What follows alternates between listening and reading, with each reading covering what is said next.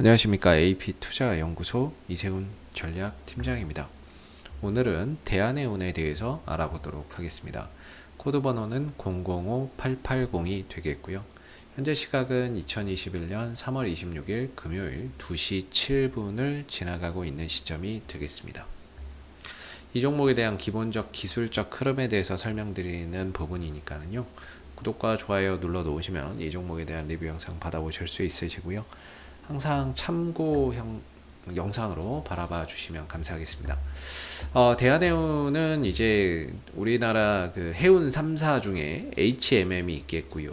그 다음에 이제 페노션이 있겠고, 그 다음에 이제 대한해운이 있죠. 이렇게 해운 3사가 있는데, 일반적으로 이제 HMM 같은 경우에는 컨테이너가 주력인, 컨테이너선이 주력인, 컨테이너선이 주력인 회사가 되겠고, 그 다음에 이제 페노션이나 대한해운 같은 경우에는 이제 벌크선이 주력인 회사가 되겠습니다. 컨테이너는 여러분들 다들 잘 아실 거예요. 그 네모난 그 철제로 된 거 있죠. 그걸 가지고 이제 배로 실어다 날라주는 배를 이제 컨테이너선이라고 하는데, 이 회사는 이제 컨테이너선이 주력인 회사이다 보니까 SCFI죠. SCFI 상하이 컨테이너 운임지수, 이 부분들이 굉장히 중요한 부분이고요. 이게 올라가면 올라갈수록 운임료가 올라가니까 거기에 따른 실적적인 성장을 볼 수 있다는 점에서 HMM이 그 상하이 컨테이너 운임지수나 이런 것들이 상당히 중요하고요. 일단 페노션이나 대한해운은 벌크 선사이기 때문에 다른 지표를 보게 되는데 BDI 지표를 보게 됩니다. 다른 지표죠. 이거는 이제 발틱 운임지수라고 해서 벌크 선사들이 보는 대표적인 운임 지표가 되겠습니다. 그래서 HMM은 일단은 제외하고 이 두 가지를 가지고 이야기를 한번 해보도록 할게요. 이 BDI 지수라고 하는 부분이 결국에 이제 벌크 선사의 운임료를 결정짓는 부분들이 될 텐데, 페노션이 있겠고 이제 대한해운이 있습니다. 근데 이제 대한해운을 설명을 드리면, 대한해운은 전용선 매출이 거의 80% 이상 됩니다. 그렇다는 것은 전용선이라고 하는 것은 전체 매출 가운데 특정 기업과 장기 운송 계약을 통해서 그 회사가 필요한 원재료를 실어다 날라주는 배를 전용선이라고 하는 거죠. 그러니까 계약 기간 동안에 그 회사가 원하는 그런 이제 그 원재료를 실어다 날라주는 그 이런 전용선 매출이 한 80% 정도 된다라고 보시면 되겠고요. 그 다음에 비정기선, 비전용선, 뭐 이런 비정기선이라고 할게요. 이거는 이제 그때그때 상황에 따라서 투입되는 배. 화주가 갑자기 나 이게 급한데 저기 미국에다 좀 실어다 날라줘라. 그렇게 해서 투입되는 배. 그런 부분들의 매출이 한 20% 정도가 됩니다. 그래서 대한해운 같은 경우에 이런 전용선 매출이 압도적으로 나오다 보니까 상대적으로 이 BDI 지수에 따른 상승과 하락이 실적으로 연동될 가능성이 상대적으로 낮습니다. 상대적으로 낮습니다. 근데 페노션 같은 경우에는 BDI 지수가 올라가고 떨어지는 거에 따라서 실적의 연동이 굉장히 큰데, 실적 연동성이 큰데, 대한해운은 상대적으로 적습니다. 전용선 매출, 장기 계약을 통한 매출이 있기 때문에 이 부분에서 이익이 많이 나온다는 거죠. 그래서 이익의 변동성이 그렇게 크지 않다라고 보시면 될 것 같아요. 그런 차원에서 보면 최근에 BDI 지수가 좋다라고 해서 상대적으로 좀 더 잘 가는 건 페노션이 되겠고, 상대적으로 좀 못 가는 건 대한해운이 되고 있습니다. 상대적으로 봤을 때 페노션은 잘 가는 것 같은데 대한해운은 좀 너무 못 가는 거 아닌가? 이렇게 좀 생각이 들죠. 그런 요소 때문이다라고 보시면 될 것 같아요. 근데 그런 상황이라고 해도 결국에 이제 주가를 끌어올리는 매수세가 수급이 더 강한 쪽이 더 잘 가는 건데, 상대적으로 최근에 이제 페노션에 비해서 대한해운이 조금 못 가는 편이죠. 그리고 이제 최근에 이제 BDI 지수나 이런 부분들, BDI 지수가 되는데 계속해서 올라갔잖아요. 요 며칠 조금 꺾이고 있습니다. 상승폭이 약간 좀 꺾이고 있죠. 그래서 요거 때문에 이제 뭔가 이제 해운주들이 약간 좀 쉬어가나 이런 생각을 했는데, 웬걸 갑자기 또 오늘 해운주들이 벌떡 일어나는 그런 이제 모습을 보이고 있습니다. 요거 조금 쉬어가면은 조정의 명분이 될 수도 있거든요. 근데 이 부분들 BDI 지수가 살짝 꺾임에도 불구하고 해운주들은 오늘도 여전히 강세를 보여주고 있다라는 점이 특이할 만한 부분인데요.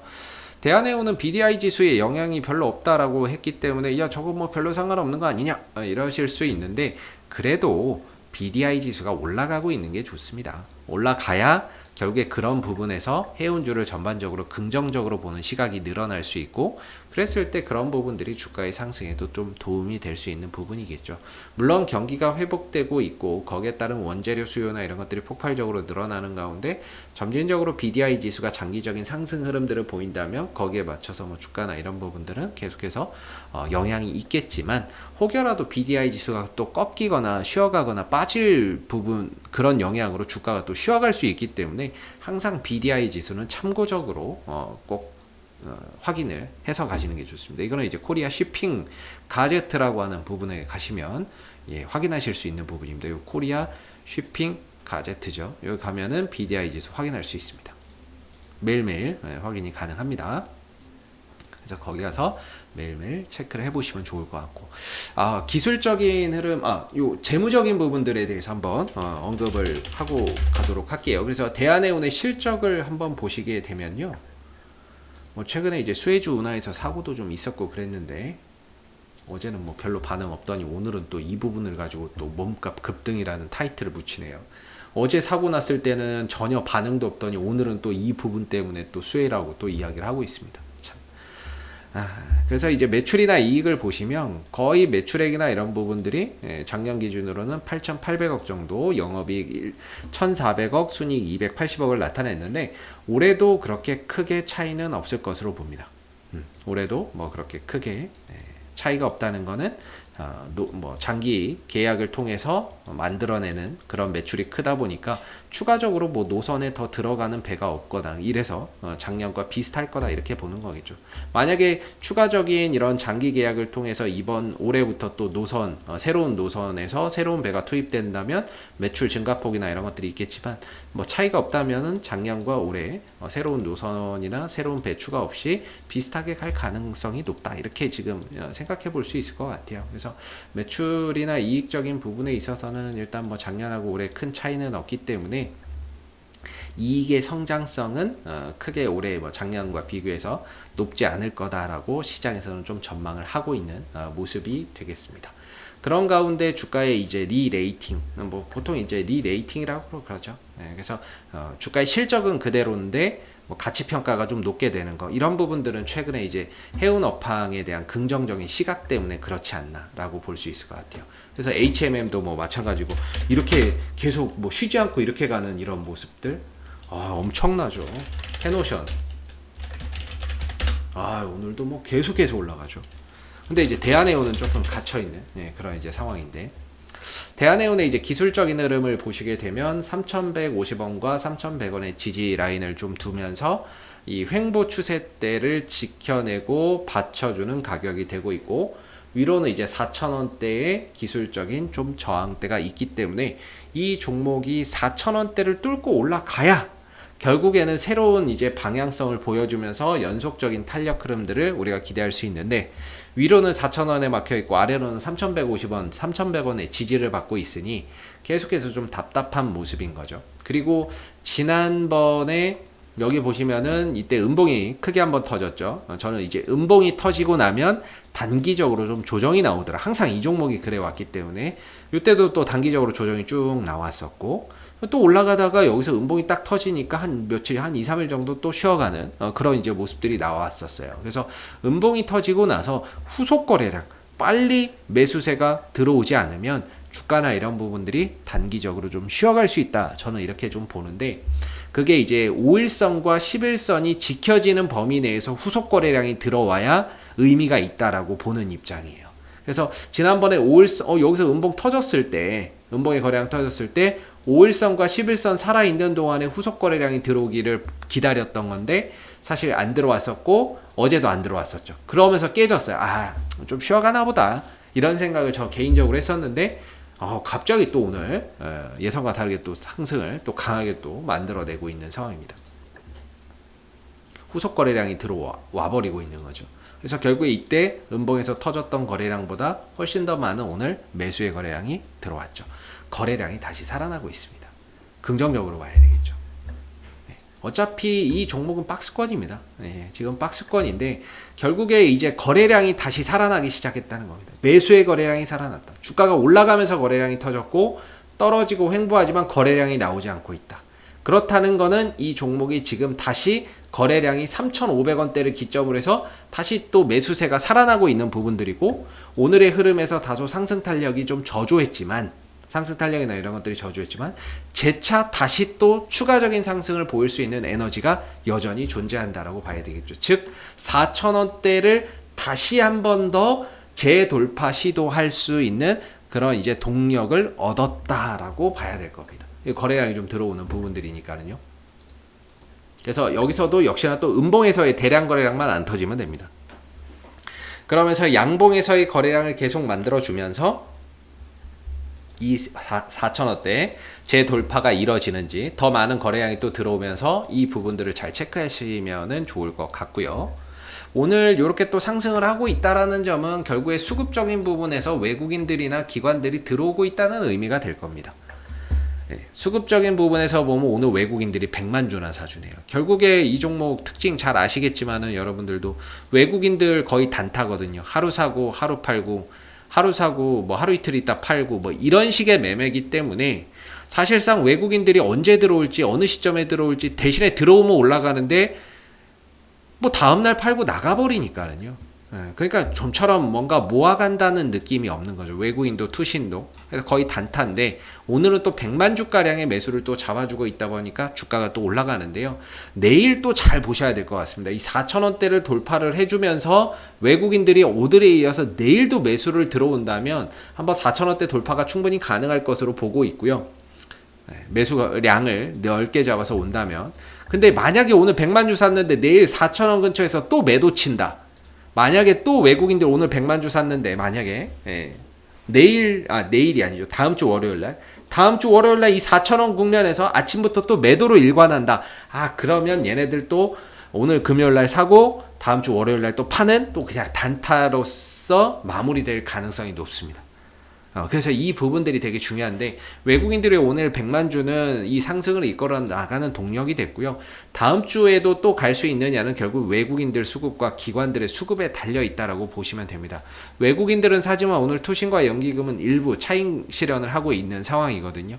그래서 외국인들도 다음 주 월요일날 사면서 투신들도 같이 더해진다면 이 4,000원대 돌파를 하면서 새로운 추세 흐름 속에서 또 응축됐던 힘이 추가적인 상승 탄력으로 이어지는 데 있어서 상당히 좀 긍정적인 역할을 하겠죠.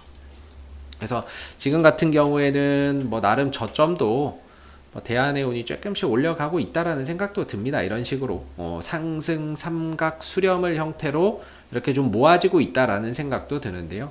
결국에 상승과 하락을 하면서 이 꼭지점을 향해 간 다음에 여기서 이제 방향이 위든 아래든 결정짓는 그런 이제 하나의 패턴으로 흘러가고 있다라는 느낌도 들게 만드는 부분인 것 같아요. 그래서 대한해운은 오늘의 외국인의 매수가 반갑지만 너무 믿지는 말자. 외국인들이 어차피 그동안에 보여준 행태는 우리가 신뢰를 하기에는 너무 단타로만 일관했기 때문에 얘네들이 월요일날 만약에 또 빠져나간다면 좀 힘들어질 것 같은데, 오늘 상승분을 다 반납할 것 같은데, 일단은 거래량의 형태만 놓고 보면은 뭐 크게 나쁘지는 않은 것 같아요. 일단 월요일도 한번 또 기대해 봄직한 그런 이제 모습이 아니겠는가라고 생각해 볼 수 있을 것 같습니다. 그래서 4,000원대를 돌파 여부를 좀 체크해서 가시면 좋을 것 같고요. 단기적으로 보시는 분들은 이제 4,000원대에서 좀 대응의 영역이라고 보시면 될 것 같습니다. 대응을 하면서 추가적인 상승이 나오면 목표가를 높여보고, 4,000원대에서 대응을 하는데 여기서 외인들의 매도가 나온다거나 탄력이 떨어진다거나 했을 때는 비중을 줄여가는, 추가적인 비중을 줄여가는 그런 이제 대응이 필요한 가격이 4,000원대가 좀 될 수 있지 않을까, 이렇게 생각이 들고요. 앞으로도 대한해운은 이슈가 생길 때마다 계속해서 리뷰 영상 남겨드리고 있으니까요. 구독과 좋아요 한번 눌러주시고 오늘 영상은 여기서 마무리하도록 하겠습니다. 감사합니다. 그리고 무료 추천 종목을 매일매일 드리고 있습니다. 네이버에서 AP투자연구소를 검색하시게 되면 네이버 웹사이트 상단에 AP투자연구소 홈페이지 링크가 나옵니다. 클릭하시게 되면 AP투자연구소 홈페이지로 접속을 하실 수가 있는데요. 가운데 무료 추천 종목 카테고리에 2021년 무료 추천 종목을 클릭하시게 되면 소장님께서 매일매일 실시간 브리핑, 국내외 시황에 대한 실시간 브리핑과 함께 무료 추천 종목을 드리고 있습니다. 하나 눌러서 들어가 보게 되면 아침 댓글 리딩은 7시 42분에 시작이 되었고요. 무료 추천 종목을 보시기 전에 꼭 읽어보세요도 참고해서 읽어보시면 좋을 것 같습니다. 그리고 간밤에 있었던 미 증시에 대한 상승과 또는 하락에 대한 이유도 간략하게 이렇게 설명을 밑에 쭉 드리고 있는 부분들이고요. 그리고 9시가 되게 되면 무료 추천 종목이 나오게 됩니다. 무료 추천 종목의 종목명, 그 다음에 이제 매수가, 그 다음에 1차 목표가, 손절가가 함께 제시가 되고 있고요.